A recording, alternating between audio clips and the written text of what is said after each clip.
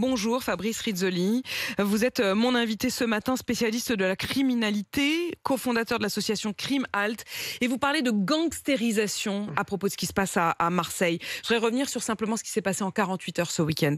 Un tueur à gages de 14 ans recruté pour tuer un ado. La veille, c'est un jeune homme de 15 ans qui a été lacéré de coups de couteau, brûlé vif. Son corps a été laissé dans une poubelle. 14 ans, 15 ans, qu'est-ce qui se passe ? Il se passe que déjà, peut-être que les commanditaires n'ont pas en ce moment accès à des tueurs avec qui ils ont confiance ou avec qui ils avaient l'habitude de travailler. Il faut quand même peut-être reconnaître que suite aux 50 homicides, règlement de compte à Marseille l'année dernière, qui était énorme par rapport aux 30 en général en moyenne par an, les policiers de Marseille ont quand même beaucoup agi pour mettre des gens en prison. La question qui se pose, c'est comment un commanditaire peut à ce point faire confiance à quelqu'un qu'il ne connaît pas du tout. Précisons de qui il s'agit. Le commanditaire, c'est qui ?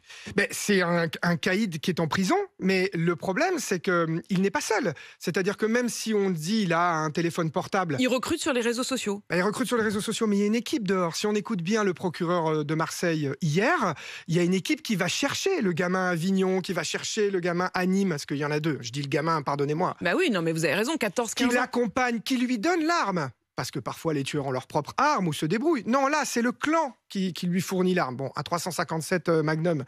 Donc, la question, c'est comment on en arrive à ce qu'il fasse confiance à des totales inconnus, alors que dans le crime organisé, on sait quand même que la confiance, la fiabilité, c'est capital. Vous êtes totalement responsable des gens que vous présentez. Donc avant, on passait par la prison. On passait par le réseau, le canal crime, le bar où les gangsters se fréquentaient, les fameuses équipes à tiroirs. Donc effectivement, vous pouviez aller demander à une équipe de Paris de descendre à Marseille, de tuer un de vos concurrents, et vous achetez un alibi. Là, c'est totalement facilité effectivement par les réseaux sociaux. C'est totalement facilité très certainement par une génération de gamins. Ils sont pas énormes, mais qui n'ont plus de repères, pour qui manifestement la mort n'a pas de... Celui dont on parle a été placé à l'âge de 9 ans. Oui. Il a donc 14 ans.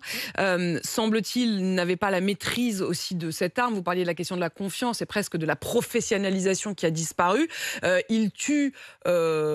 presque par hasard, ou en tout cas par énervement, le chauffeur VTC qui n'était donc pas du tout la cible qu'il devait abattre.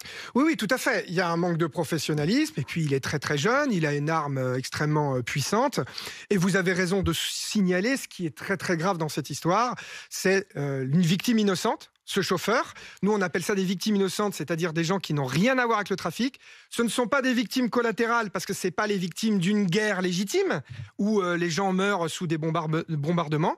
Là, c'est des victimes qui n'ont rien à voir avec le trafic. Rappelons que Nassim Ramdan était au bon endroit, au bon moment. Parce qu'il faut aussi arrêter cette expression « mauvais endroit au mauvais moment ». Lui, il était dans son travail, il était chauffeur de VTC, il conduisait un jeune homme dans sa course. C'était un footballeur connu dans la région de Marseille. Il avait des enfants de l'âge de celui qui l'a abattu d'une balle dans la nuque. Et c'est pas le premier joueur de football. Abel Mendy, avant Noël ou avant le Nouvel An, il y a 2 ans, est aussi assassiné. Voilà, Kohotar, Sokaina. Tout ça montre que ça peut arriver à tout le monde, à la fois la jeunesse des tueurs et à la fois que tout le monde peut mourir aujourd'hui d'une balle perdue de Kalachnikov. Et un mot sur effectivement cette jeunesse. Est-ce que, pour combien font-ils cela ? Est-ce que véritablement il aurait d'ailleurs touché le salaire qui lui était promis ? Quel est cet engrenage fou ? Alors, l'engrenage, je ne suis pas un spécialiste de la délinquance juvénile, encore que vous ayez parlé d'un des profils qui fait que les parents sont déjà pas là, en prison, c'est totalement déstructuré, un gamin placé, etc. Dieu merci, tous les gamins placés ne finissent pas comme ça. Mais on a ce problème de passage à l'acte facile à cause des réseaux sociaux. Ça, c'est la première chose qui ressort de tout, du procureur, des éducateurs qui parlent, etc. Il y a Marseille et sa spécificité, sa grande pauvreté dans les quartiers populaires. Rappelons quand même le problème des inégalités sociales entre Aix, où la richesse se concentre, et les quartiers populaires où on manque énormément de moyens. Donc ça en fait des cibles. Ça en fait des cibles facilement manipulables. Et enfin, il y a effectivement l'argent qui coule à flot quand même, parce que on voit bien que les enquêteurs, lorsqu'ils commencent à faire de la confiscation, trouvent de l'argent ou des comptes à Dubaï ou au Maroc, même s'ils ont du mal à les saisir. Donc, il y a quand même de l'argent pour payer des tueurs. Fabrice 2 000 Rizzoli.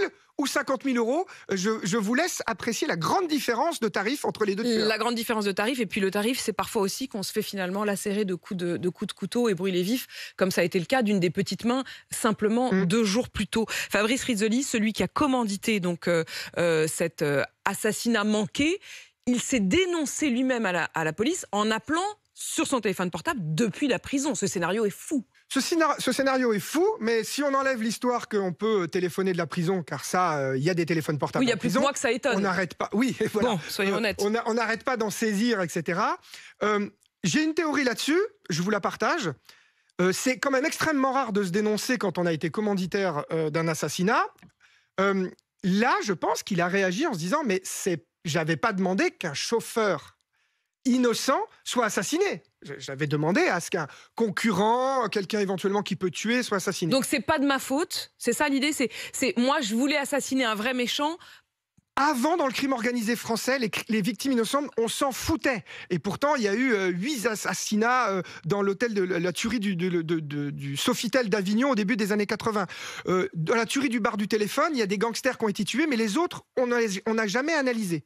Depuis 4 ans, Crimalt met à l'agenda médiatique, militant, le concept de victime innocente. Et d'ailleurs, les journalistes commencent très bien à traiter le concept de victime innocente. Par exemple, 1 an après la mort de Soukaina, tous les journalistes se sont dit au mois de septembre, on va reparler, on va redemander à sa maman ce qui va, si elle a été relogée, etc. Celle qui avait été tuée d'une balle alors qu'elle était dans sa maison. Je note aussi que la justice, lorsque Fayed a été tué au mois de août, 10 ans, au mois d'août 2023, alors qu'on pensait que la personne qui était dans la voiture, son oncle, était peut-être liée au trafic, tout de suite, Madame le procureur, à Nîmes, a fait un communiqué de presse en disant « L'oncle n'est absolument pas impliqué dans les trafics au vu du code pénal, hein, on peut peut-être à l'avenir découvrir quelque chose. » Ça, c'est nouveau et ça montre que tout le monde peut être touché et ça nous concerne tous. Et que les tueurs eux-mêmes en prennent désormais Exactement. conscience, et ça c'est la grande nouveauté. Merci Fabrice Rizzoli d'être venu ce matin. Vous n'y êtes donc pas pour rien, vous qui avez fondé cette association Crime Halt.